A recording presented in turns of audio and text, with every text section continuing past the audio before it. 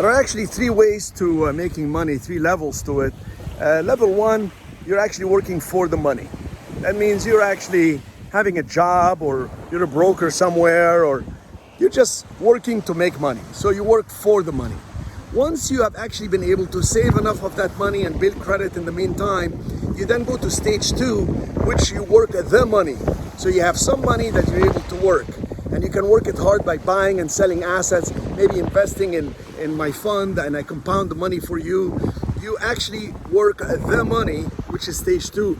Then you work it enough to grow it, and then you can get to stage three, which is actually the money works for you.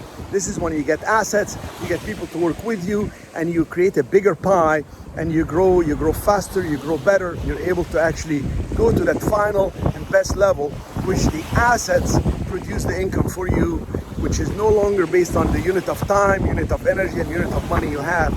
It's completely leveraged, and that's how you're able to grow a lot better, a lot faster, and create a bigger pie for everybody to benefit.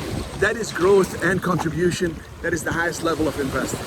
Thank you so much. Let's make it happen. We'll show you how to grow with us.